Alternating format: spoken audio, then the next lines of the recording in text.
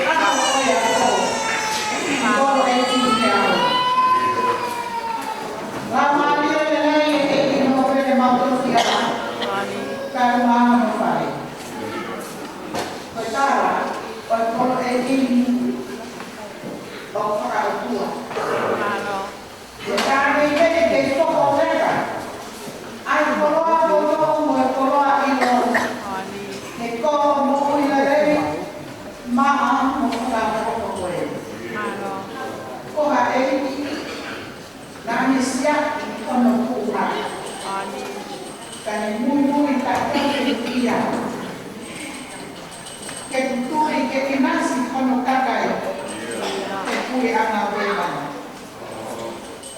tamari maun topi tongi ai maupun sensi me to kanata ni to kanata o kolon ya ko flamon ni non to veia tunake tawo wa tika o da flamana tua que tal fuava que tal tapia tua o tal tu impersisu que tal to fokaha que tal to fuakava nuku que tal to uba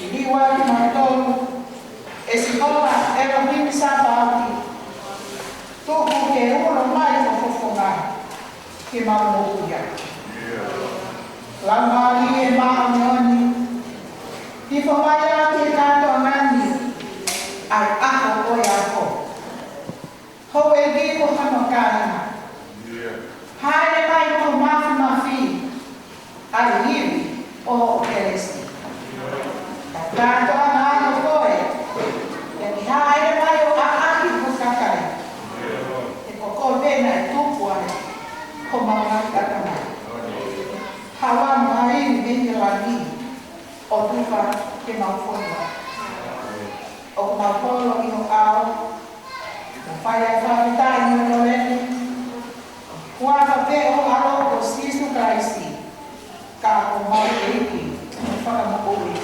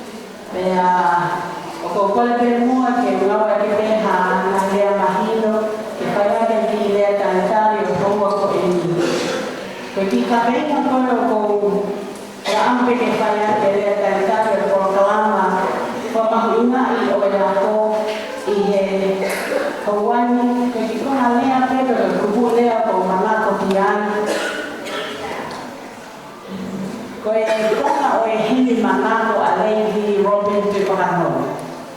Ko hini wha dine ni maka pre kupu i lea ko eni. Ko e ofa ne i kai mamai. Ko e ofa ne whakia. Ko e ofa ne i kai mamai.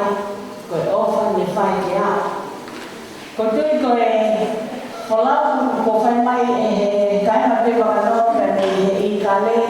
Ka umaa ai kontinenti e Australia, ko ki mātoro whakotua e Aotearoa. Ia moe ngahi o tu motu me toke lau o Tonga. Ia moe ngahi koro i Tamakapuni. E tau whoki mai ki ati, ko mea peo mahina ki a te au, ko o whāne i kai mamai, ko o whāne whai ki a. Ko e malai o e ako o kukai nā lia e o hea kolotu nai tamata ke he whai te kau ko e koloni tai nā lia e ngā kāpuaki o malai o e ako whakaata mai e e kōhiri rolo tonga ka kotukai nā ue ka o mlako ka whahoko i he weekend mahoira ko eni te tau hangai pe o pātolo aki, te tau kōkōi, tokoni, a tupule kiena, o e tāpu aki he malai o e ako, ma ai whana mo whamakatuna o tui wakanoa. Ko e polotu na o whakahoko i New Zealand. Ko te tepuen ki he kātau ki Nunuku, na e whakahoko ia i he aho kahafitu o Sanuanu o ahau puma fitu. Ko mea anga te whanau ki New Zealand, ia le mea ai o mau lene atu ke whai a te waka o fō, ia le mea mai o piaia ia mau inga whā o tokanga ki a Uluaki, ko mau noko i New Zealand, ke ua na ia ia taha li e kina. Ua, ko kolotau ko mule e whai hanga ue ki ai. So, ko ki motoro vai, ko ki mātoro ko muli, ko whaki mai kia hakere kere, te au te gai ke whai kia hanga ue ka ko tupe o maua, ke whai mai hatokanga ki ai. Ka ko whaka o si, ke iai mua ha nuku te. Ka tuku mai ka te mātoro me Aotearoa, ke maungai whataha mo sea ko mi whakakora nuku tōna ni. Ki hana whakatuo ai nuku te. Ia ka mata mai ai ngā ue o mahina ke te mātoro, ka o i kai ke whiunga ai aho pe ko te, o aho pe taha mo nuku. E ko mi ko e koloni tau e kupuhake, ko e tau la meipe, ko e koloni o kaka ki kolosisi, ka ko e siri. Nuku alfabe, nuku. Pea whenau ki alhake mehe aho o weekend. Pea ko e polokalama ko tau whakahoko he weekend, na whai ahono kalama mai. Pea mohono se bobo waki pea mo e tinautori Amerika, komiti e Bay Area Amerika ka maa tinautori Australia, Salt Lake City mo LA. Pea ko polokalama i ko tau whakahoko, amana ke tau ikuna. Tau lau tau waki he tau wausia ai awhaka oskoini. Tau apa mea ahi he weekend. I hono ka reinga, koe kātou ti nuruku, koe ngaue whataha, ki e lofe o whawhan mo melino, i a kolo mo uelelei, maa mo whakaoko e. Koe ka reinga ia, koe kātou ti nuruku. Na mawhakatupe e mau ki lau koura e tolu i New Zealand, e komit whakolo, ke whai atu no malu i ki mauto, he whanonga mai koengi o e tau, mei e hua, ki he kātou ti nuruku. Ulu a ki te i he leo Kapitania, no strife. Ua bena tau ke. Ua integrity. E whai totonu, lea mo ono, ia hane au ke lea aki, pe au mawa manake e hoko.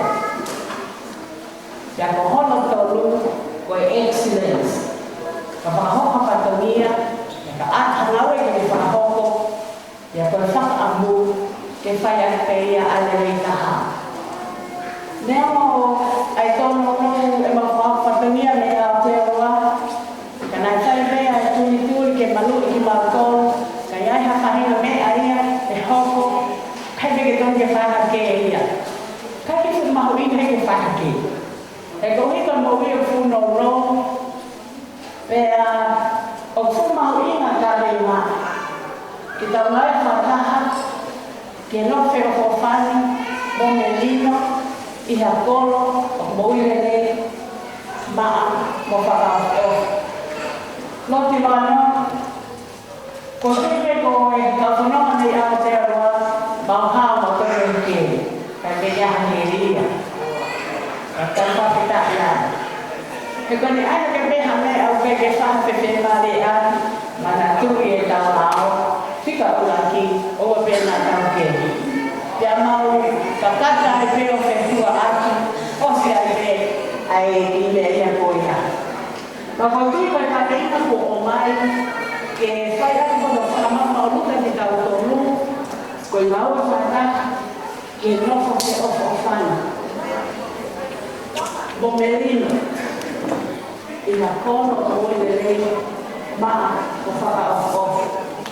E kareina ko whiri ke whamau ki ai a lea kare a koin. Ko e ofa le kai mamai. Ko e ofa le whai ki a. Ko e ofa le kai mamai. Ko e ofa pe ia kai whai ki a. Ko e ofa le whai o tua. Ka amika tua le ka whai kai kanata.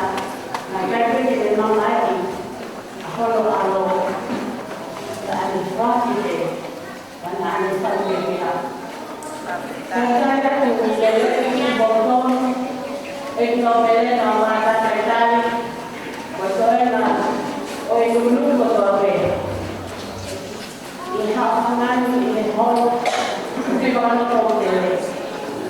Le tehewa ke te moton o mo mea mai. Ke ngāi kai me le te no. Te heke sa tau karino. Nukuluhu la noko mui. A whakaunga mai. Ke kauno ka tōru. Ngā e hon. Koe nā o whana i kai mamai. Koe o whana i kai te a. E whakamomok mai te mautoru. Ke whakahoka e whatamia. O i wike koe.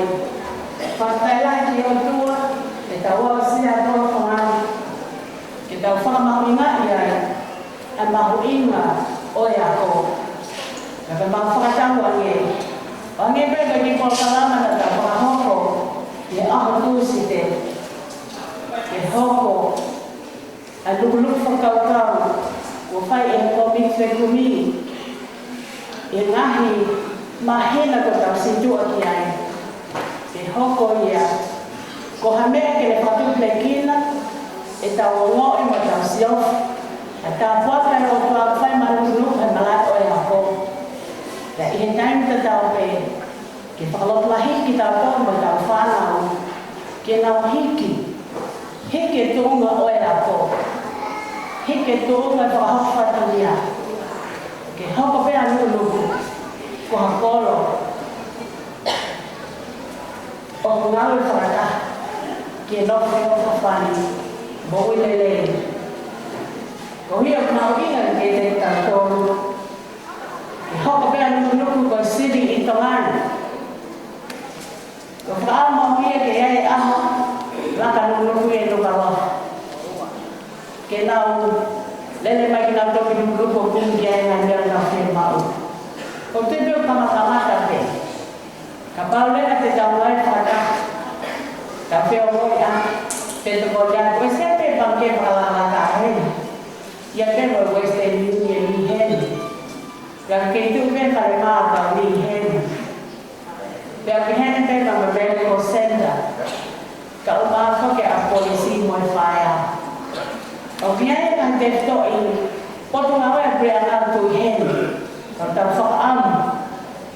Kita ngawe ake ta kwaki. Kita winasa ye malako yako. Kita ngawe ta koro ke hoko.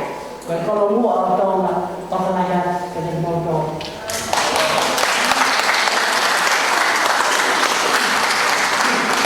mau jangan lambai kata tadi boleh di kau hiba ulik toma di omah atau di pagi kalau mari tetap hok atau apa tapi ini hiba pun itu boleh pergi komiti tanah yang sama tawa kita pakai hok program hok tapi program hok the core big di kau hiba pun ada ulik toma the ai mai hiba pun kalau mari tak tetapi hok atau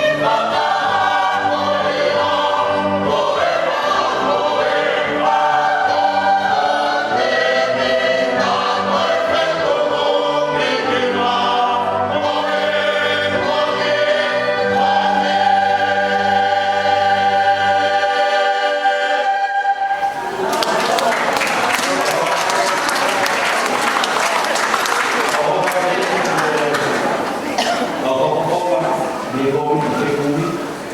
Mau ni mau ya aku. Kita bawa kita bawa. Kita Pemana tu tahu bahawa penting kurang lagi dia kalau yang bakal fit poin lima, roto dua lopat, tapi itu biar tunggu untuk lain yang boleh dipawang boleh. Anak.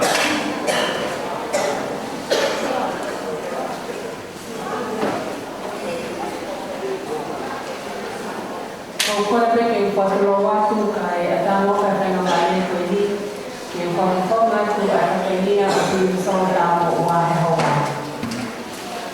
Koi tadi ya komisi ekonomi dari tengah ni, hotel tu ada pergi ku kata hoko di sana sama di tengah hotel mana pasal ya ada komisi. Mamata tahu beli soal dia pergi tahu di mana. Kaguan PKU dia, kira mai orang kata tu pun kata dia hawan.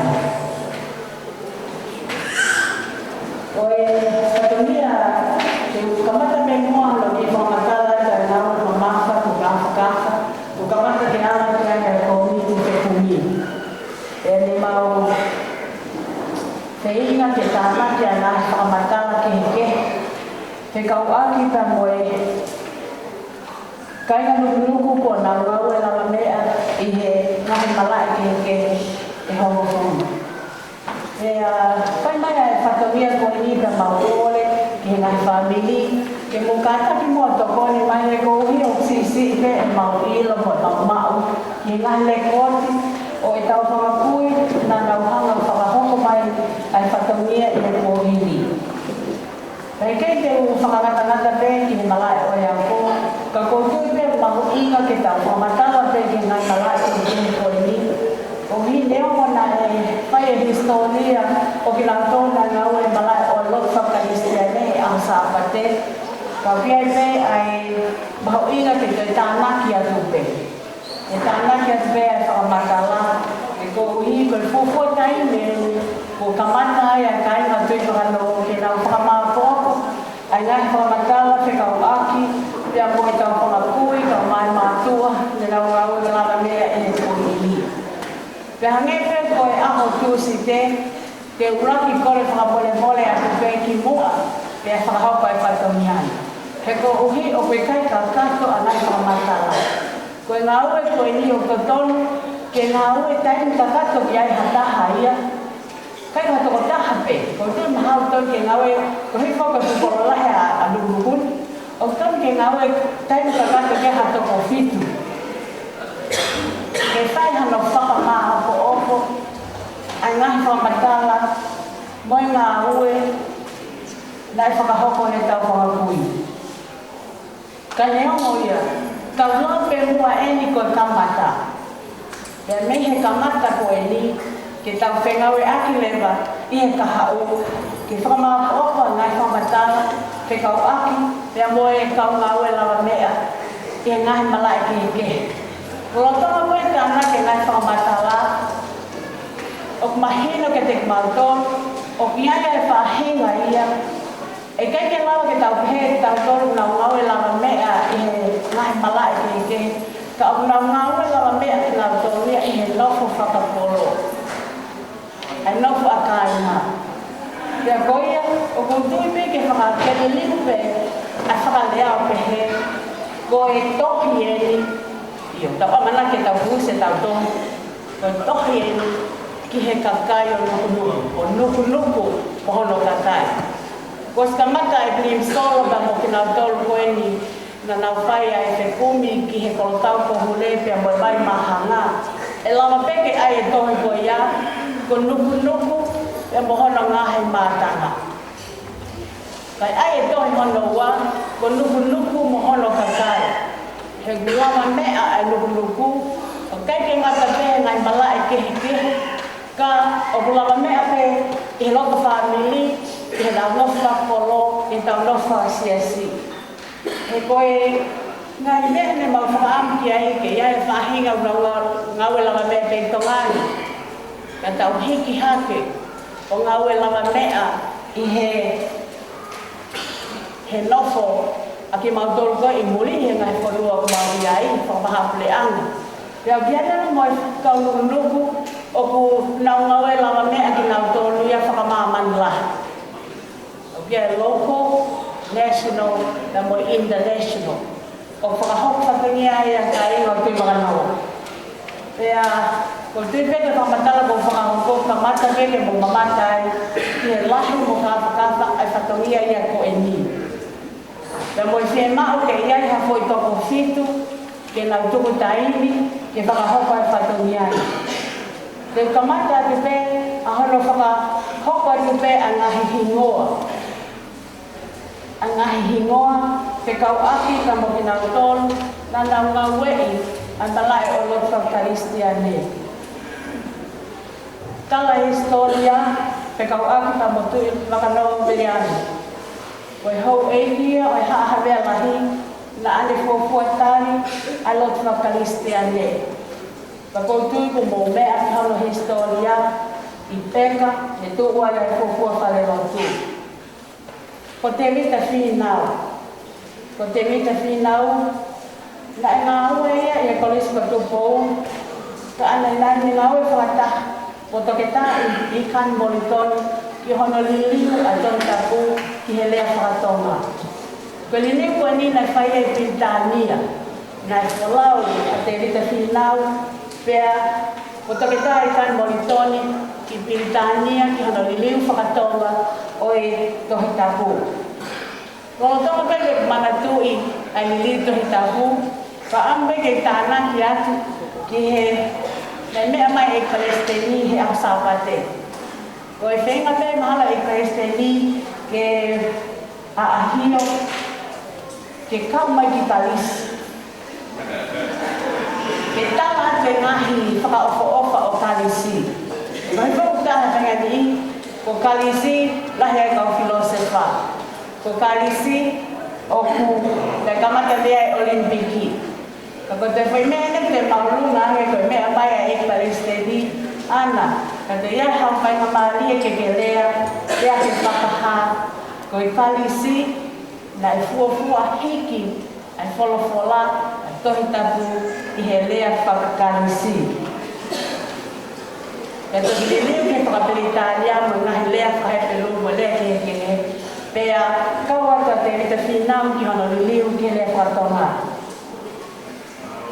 O kia e kau whaikau, pea te ulau te pea e kau whaikau wali kou mau ki he krisi. Pea kou sa ia hano e kei o pehe, hamena e kei ke tuai e kukui, ko hai, na e whaikau.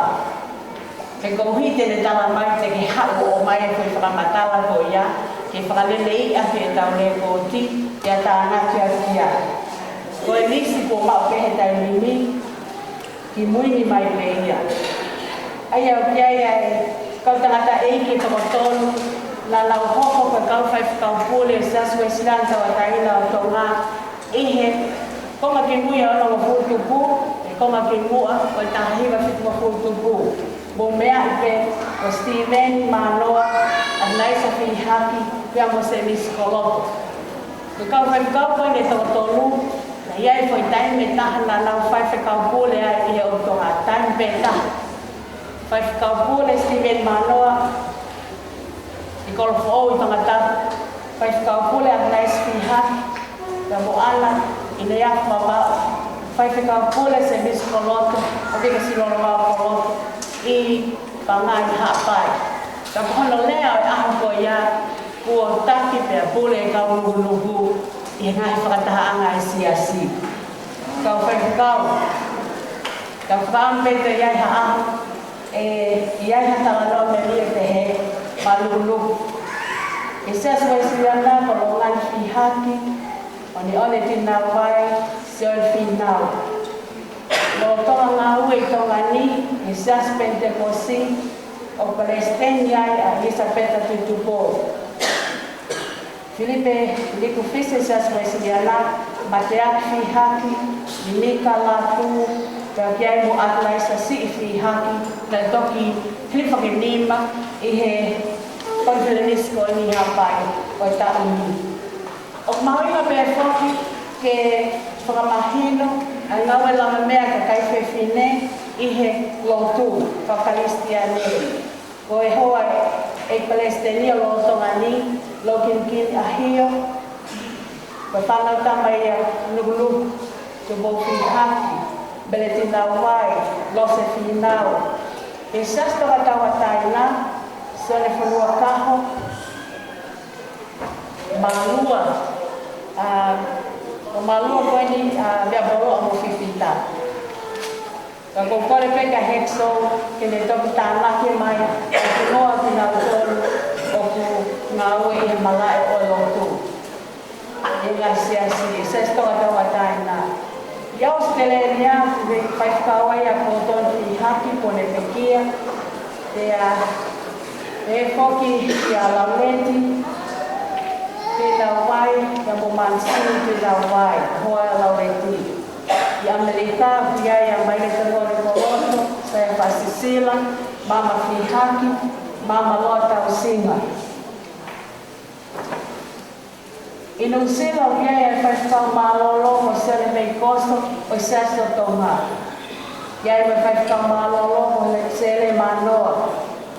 Ia lolo tonga ni, sesto tonga tawa taina, whaikau ko siu ki tua tonga ka. Ia sesto meta tisi, lolo tonga ni, whaikau sea ia nugulu, te vita, finau. Mono hoa ka valeti. Ia ia kau whaikau sesto meta tisi, Kalolo Mariana Finhaki, Mariana Finhaki, Daniela, Botarita Whamai Uiha, I he siasi Wesleyana Metodisi Nuisila, Ia kaua kia ia mo siale manu, I siasi whakatahitaha. Koe ponga peia, I he le koto ko mau, ai tau prefekau, o ngau, nuku ngau o konga whakahoko whatonia. Vea koe kau whai hiwa, roto o ku na lau whakahoko whatongia, I he lotu I malai o hiwa, pare makhi haki, o laiti na whai, ka kaua kia kia mo lo pati whita, rea mo la montoa. Ko tui pe ko tau whai hiwa koe he lotonga ni, te ke aso hingoa I he le koti, e tānaki mai ai lewa ke whakakau I le koti, a hofu kau hiwa, whakatupulangi me he tuli tonga. Kong tui koe poha tēnā o lopaki. Ko matea? Koia. Tāna ki mai a hoi ko matea ki poha I o lopaki spita, koe whai hiwa a loa tonga ia. Whakahopo whatonia I he loa tongani. Koe kolepe, bōkātaki, otoponi mai. E whakakakato, a ngai le koti, o ki nau tolu, a kainga numunuku, I he ngahe malai ke he ke. Kos ompe, ai pehu ia, koe hahana uhinga nai kai ke kawa I mau ngahe whahe me I mamau I he aho pisite. Ka ko tui pe mafi, tala, a boni peho pehu I, koe hane kai kawa I a wangana. Diveti, koe hana uhinga nai kai ke kawa I a kawa. Ai hoa o iku wanu. Ka ko sa ia he ngan te hui pe he hunu tokoni, ke tānaki a historia o I ka inga nuku o kunau whakahoro patahia I ngai malai ke heke. O ko kore ke kau ke whakawhenua ki atu moa, a hoku kau ngā ue I hoa tāni. Ne ma pehe ne ma lava he tūsi te.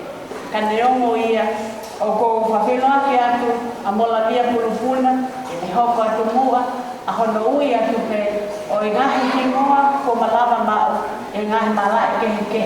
Ko nau whaka au ngai a tale niti, mo ilo, mo ngahi koloa, ko whaka te lau tolu e o tua, ke lau hoko ai, ko kakai, ko nau ngā ue mahutuluku, ngā ue mahatonga, e nau ngā ue ai whanua.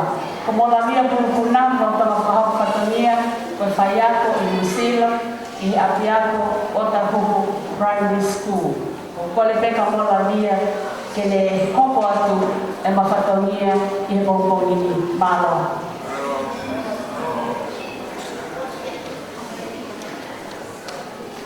Patulau atu ke atama ke whimotu ang ke hoko atu mawhatongia ke mai taketa me hoko atu yang himoa kau mo ngai tangata me te whine me nau ngawe i me tau koloko no.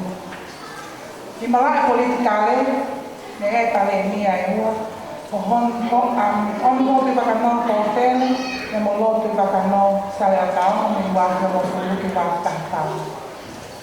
E ai tuko ministar kala unini nuku ko hongo te wakano ate e mo ka whakafonga pare alea e tisi i hoi whinau Bini ahio vai pulu, kam te a finau, lupek finau, te mo laki miu, ako ne hoku ka tui whakamawalahi i ahon.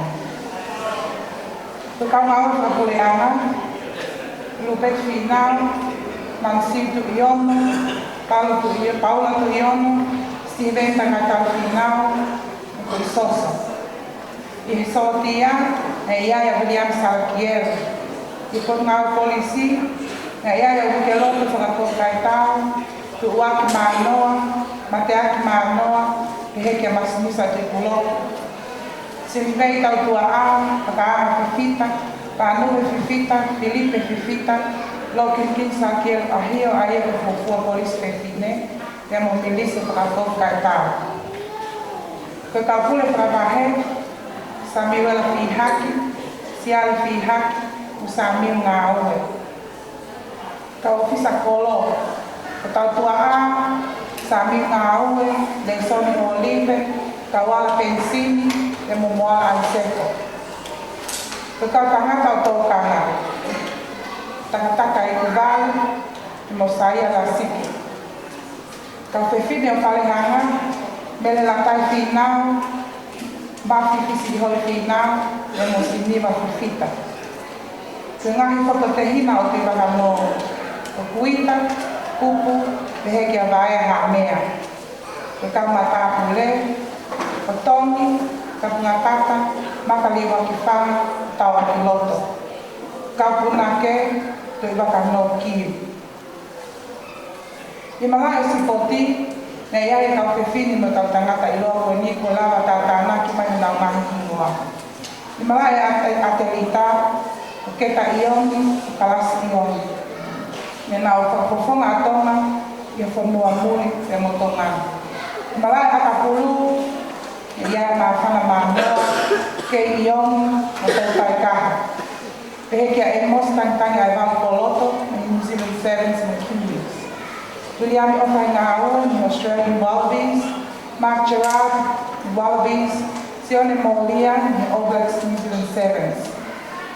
Malai te polo, ne iai o ku ilo aia Monia Gerard, ne Australia, se sina mānoa i tau ngani, e mo whaasau whiwhita i tau ngani.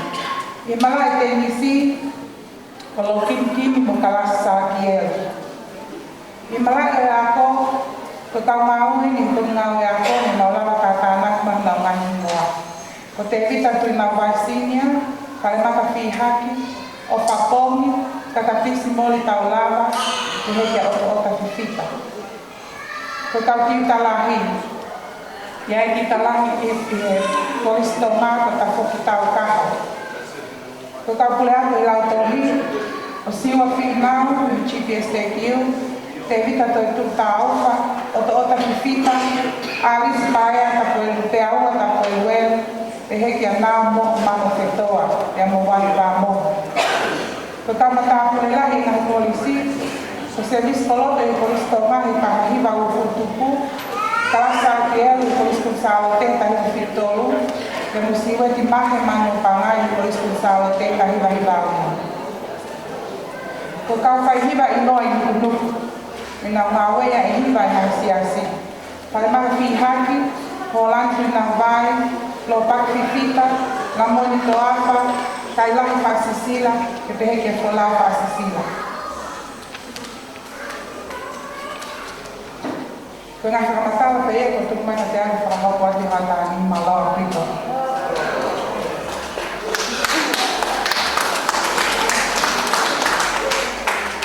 Vamos a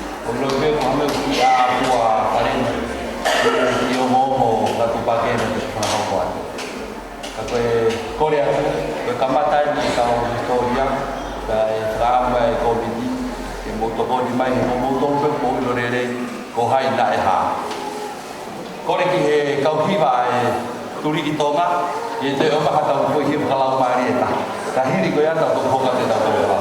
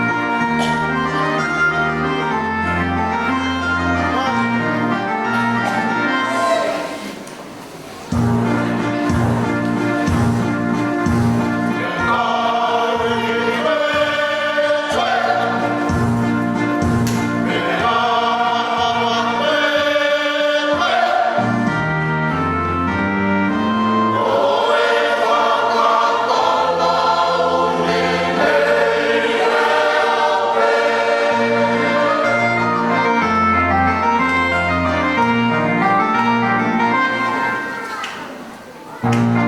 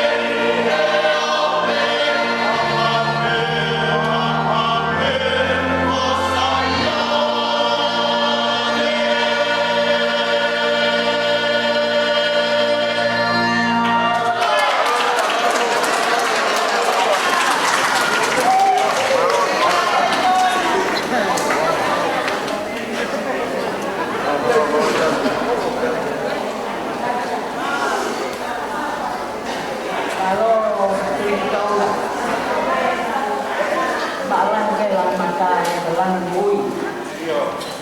Nā loe hiba. Ko tui pe koe kainga Britania koe ni tuau na ka ama i ana hiba pehe. Ko kole pe mua ke wa pe mua e ki ngahi kamatala koe ni na e tufaki pe ai u fōme e a kole atu ke mo whakafonu mai. E na iai pe pahinga mahala toko wha na o whakafonu mai. Ka kou to'o pe mua e ki konga koe ni e mahe mo ki moutono koe whakatātāia o e mahu inga o e te kūmi koe i o whai. Ka whakatala koe ni na o mai e kaloro whihaki. Pea ko tupe koe whanau koe kalorona nau tuku taimi ke nau mahe mai pia koe nau ngahi ngā ue o whakahoko i Nusila. Kai tupe mua ke ngā ue a kien koe whakatātā o hike whakalotulahi e ki moutono ki mahu inga o te kūmi pia koe whakatotolo whai. Te whamatala te o mai pia mea kaloro whihaki pe kau aki pia moe e ne whangata mai. Ko hingoa ko te rita whihaki. Pea koe taksia o kolis ko tupou i he tau tahiwa taha noa. Iai pamoto tapawha koe matematika. Nai ngā ue koe tau he whonua. Se festava koe kuita. Koe ne tamai ko ni se utava o ke saia kone whae o ke saia pu. Ako moia i e kolis ko tupou. Pea koe ia na e ua e kolis ko tupou i he tau taha hiwa taha noa. Koe tapawha ko mo matematika. Ngā ue koe tau whanua. Ko tau whahema whihaki. Aia nā mea inu. Na Maria mo Luisa se amane kuita whihaki. Whanau haifine, Molitoni, Latai, Ngawake, Talita, Ane, Kelini, pia mo kalolo. Na yako he polisi na fualu. Koe whahiwa lahi he siasia tahe lima fitu, ke tahe wano fitu. Ka koe se tuata lahi o nuku, sias koe siliana, tahe wano wa ke tahe wano fitu. Ko sione hendele whihaki. Aia na ilohe malai a kapuluko puatonga. Na mahoa ia ka Eleanor, Vereti, Meifisi. Pea koe na whanau ko lupeti whihaki, lolo se ausi, sikipio whihaki. Ako he kolisi na fualu, pe moe Fiji School of Engineering. Kahiwa tolwalu, ke tahiwa whanima. Koe ni lawa mea, koe Trade Certificate, ka tangata ensinia, he tahiwa whahua. Nane ngā ue, koe toko taha, ensinia, a planga tonga me planga fisi. Pe kia, kata hiwa tolu. Ko siane whale maka whihaki. Ma hoa ke tinila whihaki koe whaiako. Pea, pe kia a tinila, ma hoa kia kaloni. Ko whanau ko kalo, ka peniafe whale maka, mo takanaka. Ko kolis ko tupou ina fualo na yako ai, a siane whale maka whihaki. Pea mo University of Perth i Australia. Diploma i Education, diploma i Music, koe whahiwa lahi tahe whitnoa ki he uawhe. Pea koe ofisa ako, i he potu ngā ue ako a tonga. Pe kia waf mātaha. Ko sāni wala whihaki. Ma hoa kia mele pua pea ua whihaki o whanga. Koe whanau ko wheleti mo soana whihaki. Na ako kalis ko tupou. Koe ngā ue lama mea a Samuela whihaki. I he malai o businessi na pare koloa, pausa, uta sipi me Nusila, tahiwa ni mahila ke taiwa ono no. Koe se tuata lahi sas koe siliana nuku tahiwa ono fitu, i tai fitaha. Ka koe pule whakamahe o mahenga nuku, tai fitoa, taiwa fitua. Pe kia a Samuela whihaki, taiwa fitua. Ko sunita pal whihaki. Mahua Molosalile whihaki, whanau ko Pasini, Helele, Viola, Samuela, Pinau, Oniu, Moele Noa. E ako e kolis ko tupou, e walawa mea, koe pule whakamahe, henga nuku, hiva tolu ki he ta hiva ono e kia ka ta hiva fitu ko ki whakatata pe ia ngai whakamatala ko omi pe amea kaloro whihaki ka kontui kaina ko tohi koe ki he kakai o nukunuku ki nukunuku mohono kakai e lava ke toe koloa ia ane i haa mou toko ni mai. Koe ku kamata pe hono tāna ki mai ngai whakamatala ko lele aki i mai. Koe kaumatala kule lahi e ngai kolisi. Sene tupe whakom kai tau, mata kule lahi kolisi tupo high school tahiwa taha. Filipe Fifita, mata kule lahi kolisi tonga tahiwa taha. Te uri e kariki mau, mata kule lahi e kolisi ko tupo high school tahiwa ua. Maloma whamatala. O whamatala kuma ngai whamatala, ke te nau tolu ko nau maua ngai whailonga whakaaku i he malai oi ako. Te kotui o kaua nukunuku i he lautapuaki, i he malai oi ako, o ku iai e tau toki tā filosefa, iai e tau kau maa, te au iai e tau kau maa matai tohi kehe. Kau whakahoka mua a ki lai pepani ne lele ki mai. Ko Veriani o Betty Fihaki, aia ko tupe ko Bachelor of Music i Amerika ia. Aia ko pohai ko Puniani mo mere Fihaki. Ko Bachelor of Music in Education. Ko Lona Fihaki, ko Master in Sociology. Ko ki o whewhine ia o moutala pea mo whalane. Ko kore ka mole atu, ke te mutoko toa pe, lai o mai a ngai whakamakara, i he kai ke lava ke pumusi e tau tohi, i he ahon. Ka te uatu o ai ki whakatātako einu. Ka tāwha mole, ka osiange pe ai e tau ngahi Fia o tātou ki nukunuku, ke mō ki whakatahataha moha mō whāmini, ke mō hanga o tāna ki hangai whakamatala o omi, ke te kumau tolu ai ko miti whekumi. Koe malai oi ako, o ki ai ai mawhai ako pia mō toke tāna ngai whakau kai tau. Koe mawhai ako, ko siua Finau, aia na ilo ko siwa toloke. O siwa finau, na whaiango pule ia i te kiu. Pea, ko tuika e fia a siwa finau, o ka whauna ni kei mo ui, ko toko ua o ene whanau ako, mau whaanu e peke mui polo hihipu, o ako po ako ai ka mo siwa finau.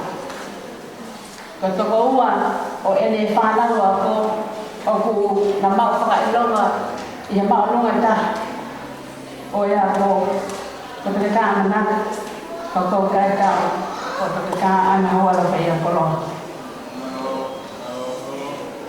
e kai te tō whakalolo o loi pe whakaamu ke whakakata e whatamian ka neongo ai lahi o ngai whatamian ke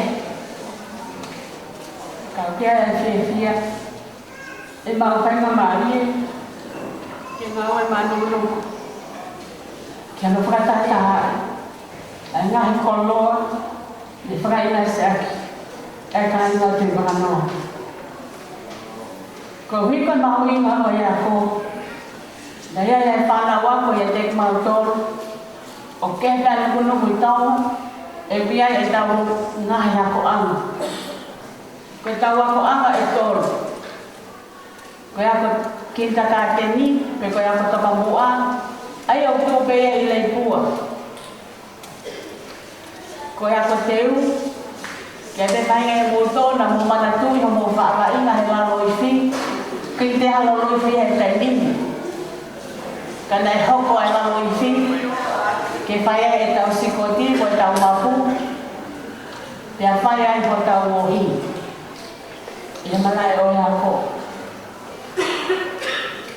Ko taimi ko e na e whaikawa e o mātua e nurukuni. Ko tu anga e o e apia ko loto. Pea ngā ue i amalai o e ako e rupen whinau. Kau maa tō tia whinau. Pea mo e kau tangata e aha ko ia ko tu soso. Ko mana tupe kau whaikawa ko e i he langa o e whale ako. Ko e langa whale ako na whai a ilo kawa i he lalo i whi. Ka ngā ue a kau whewhine ki he ngahe me to kone kau ngā ue. Pea ku iei e taha ngai nei tā, o ku mea pea lo tīwakano kiu e ilo kawa, kai hao atu, a kere banu, a e nai makaliwa kwhanga, a valisi, boki nau tau a kau tangata eiki o e aha ko ia. Nai heke ako loto, pe me he kele ko e ni ki leipua, pe nai ha ere mai atu hōwha, o ne whakahimoa e api ako, ko e nuku secondary school. Mana tui pe aha ko ia, nai tau o lunga sinsia e aha ko ia, kele ka. Ko e hōwhi whare ko ia, nai whakamahino ai mahu inga ia, ai si pia manuk i he ako. Pia whai mai ai whanonga, pia kua ki he aho ni, ko hoko nuku secondary school, o ave ki he siasi, o ui ia, ko nuku Tupo High School campus. Pia ko Tupo High School, nuku campus. Pia kia reka ka wako tutuku nau pehe.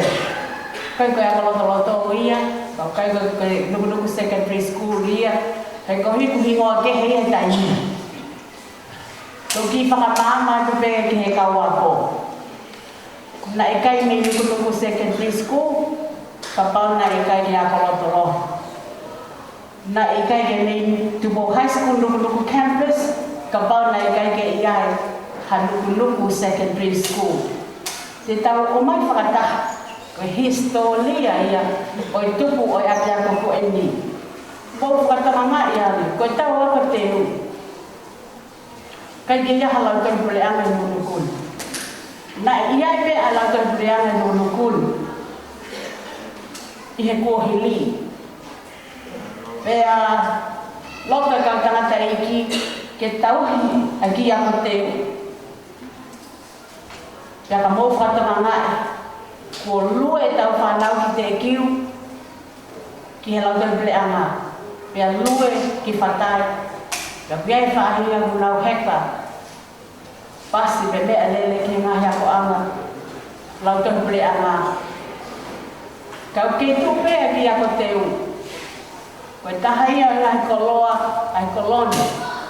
Pea whakamahwe, ke whaipe mua hana whakamahu ingai. E he kau ako tutuku. Kai kinta ka te mi, kako teu, kia mea ka loto.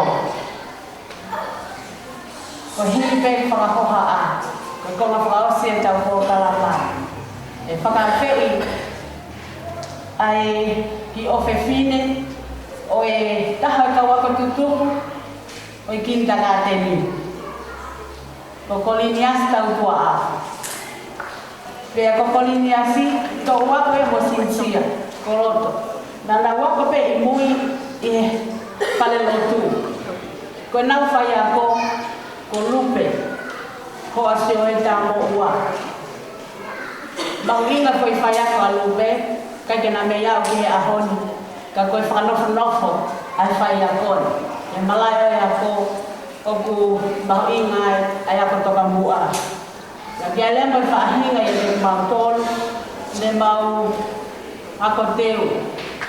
Ka whakawhe i lewa ai kau ako teu. Ko i whai aitai whika oro aki. I whai kawarunga ko ia. Ko ia tēnei ako kinta ngā ten. Tō koni ki he pale o i tawarunga ko i ni. Whai aki ia hatau mea ofa. Kia pale paini. Ka mo i tau ako kinta ngā teni. Ka whakamahangahe mai mea ai ako. Ko whakawhiawhia o whamanate whakahoko i takakope. Pa koe mari mai wena e ka wako teu, ai ko Rosarine mo na togo me Australia. whai e tau whai ta alunga hono ua. Ko ia mena ke wainga he lalo i whi. Tau whakapale ki ta alunga hono ua. Pea hiri ko ia. E whakanofo mai. Ai maululu ko e a kalisi. Tau tui koula. Ko hipo ko fufia mau ia ke mamata kia ko taha pe taha si maululu a kalisi. Ka ko pale o maululu a kalisi ko lea ka tu motor. O te mo o ki kalisi o slahi pe mai nei mo kua mai ai. O mi mua ho pale. E whakakatu a ki hatau mea ofa. Ki he tau api ako tuko high school luku campus. Ko ngai whatamia ia o tau hanga atu ki ai I he haua ko e ni. Ka ko kole me ki he MC ke le hoko atu ai whatamia. Ka ko hange ko kulape adi nai lo te wano. Ka whakamatala te kawako te wano kole a te mua I whakapapau I ane. Ko iai hataha I ho whale ke le whao at whamatala o te wano. Tākatai whinau o kole. E whaua historia. Si hoi whinau, te wita whinau. Moki nau tōru. Oua anga hot lewa ke ne wha. Te ko tui au he kaje fu Ka koia, koi kole ia e te awhini. Me ki ngā ue kua kamata. Ke mō kātaki. Mahu ia me mua I he ngā ue kua whakahoko. E iai ha aho te tau mataha mai ai. O tau lunga, ka tohi, nuku mona ngai matanga, kau maha, a nuku, pia mo hono kakai. O whalahia ke te mōtō.